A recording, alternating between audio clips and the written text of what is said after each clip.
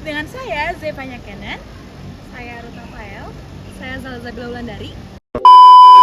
Halo semuanya. Selamat datang di video pembahasan kita kali ini tentang norma dalam hubungan internasional yang berjudul Studi Kasus Pelanggaran HAM pada Etnis Rohingya. Materi ini diangkat dari tugas kelompok mata kuliah globalisasi Bersama dengan Pak Arthur Jefferson Maya dan Kak Paulina Yosefa Turni. Check it out.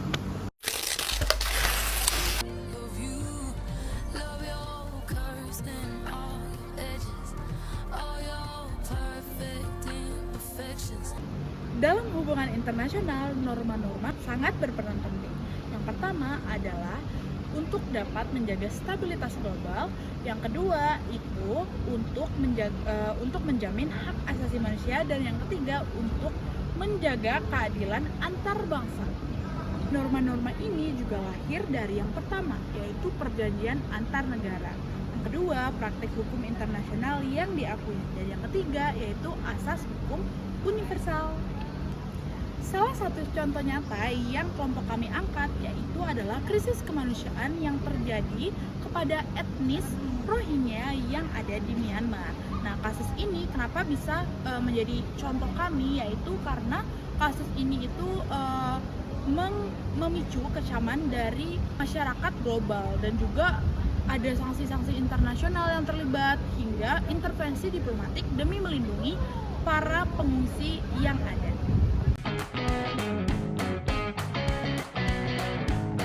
Oke, jadi sekarang kita masuk ke rumusan masalah. Lalu, bagaimana sebenarnya peran norma dalam hubungan internasional dalam menjaga hak asasi manusia dan keadilan global? Mari kita bahas lebih lanjut.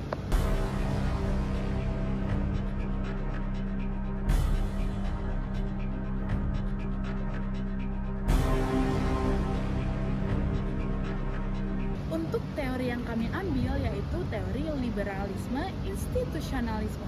Jadi menurut buku yang ditulis oleh Keohane dan Nye dalam bukunya yang berjudul Power and Interdependence, mereka mengatakan bahwa teori liberalisme institusionalisme ini sangat mementingkan hubungan antar negara yang saling bergantungan satu sama lain dengan adanya norma-norma, sanksi-sanksi, dan juga ikut campur dari organisasi-organisasi internasional yang ada, sehingga dapat menghasilkan keterhubungan dan saling ketergantungan satu sama lainnya. Nah, contoh dari organisasi-organisasi yang dapat terlibat yaitu yang pertama ada PBB, yang kedua Mahkamah Pidana Internasional atau ICC. Dan organisasi-organisasi ini juga dapat berperan aktif dalam menjaga norma-norma hubungan internasional.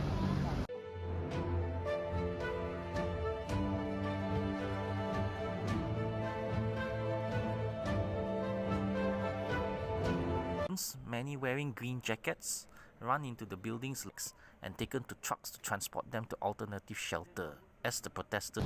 Oke, selanjutnya kita masuk ke dalam norma hubungan internasional. Norma dalam hubungan internasional memiliki kedudukan yang sangat tinggi, yaitu disebut sebagai jus cogens, yang dimana artinya adalah semua negara wajib mematuhinya. UN General Assembly adopted the Universal Declaration of Human Rights.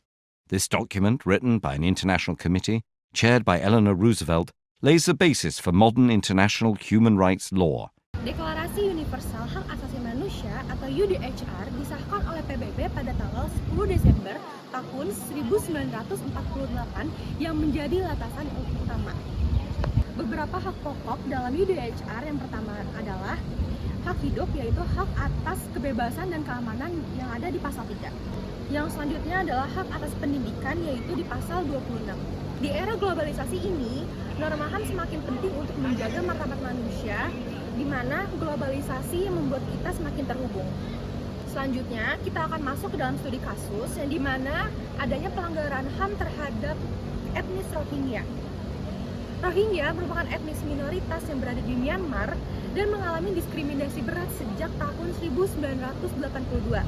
Mereka kehilangan kewarganegaraan, mengalami pembatasan hak bergerak, dan juga mengalami penganiayaan yang sistematis. Lalu, puncaknya terjadi pada tahun 2017, yang dimana militer Myanmar melakukan operasi di Rakhine yang menyebabkan pembunuhan massal, pemerkosaan sistematis, dan juga pembakaran desa-desa. Akibatnya, lebih dari 645.000 orang Rohingya terpaksa melarikan diri ke Bangladesh, sehingga menciptakan krisis pengungsi terbesar di kawasan Asia Tenggara.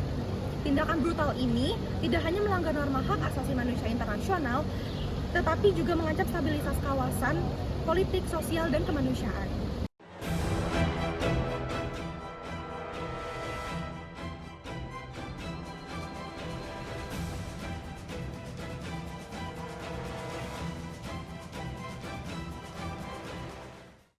Lantas, bagaimana sih respon internasional dan tantangan penegakan yang diperlukan untuk mengatasi kasus tersebut? Nah, Mahkamah Pidana Internasional atau ICC sudah pernah membuka investigasi resmi terhadap Myanmar terkait dugaan kejahatan terhadap kemanusiaan. Namun, Myanmar menggunakan prinsip kedaulatan untuk menolak intervensi dari internasional. Prinsip non-intervensi ini kerap menjadi penghalang utama bagi penegakan hukum hak asasi manusia secara global, sehingga hal ini memperlihatkan adanya kesenjangan besar antara norma hukum internasional yang harusnya diterapkan dan di dunia nyata. Nah, kalian semua tahu nggak sih kalau kasus Rohingya ini menunjukkan bahwa meskipun norma HAM internasional ini sudah mapan, namun implementasinya ini sangat memprihatinkan dan masih jauh dari kata ideal. Apa sih penegakan hukum yang diperlukan untuk mengatasi kasus ini? Penegakan hukum yang lebih kuat, reformasi mekanisme internasional, dan kerjasama global yang lebih solid. Ketiga hal ini sangat penting untuk menjadi fondasi yang akan memperbaiki kasus dari pelanggaran hak asasi manusia di etnis Rohingya. Pelanggaran seperti genosida akan terus berulang tanpa adanya sanksi bagi para pelakunya.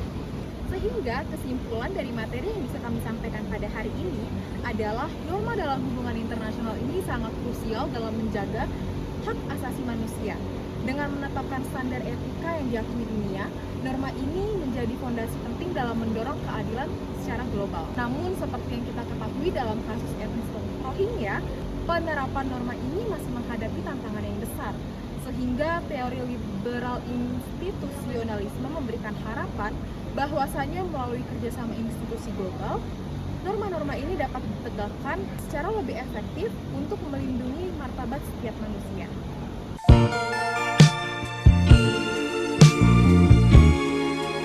Terima kasih semuanya sudah menyimak video ini. Semoga video ini menambah wawasan kita tentang norma-norma hubungan internasional dan juga hak asasi manusia. Bye-bye semuanya!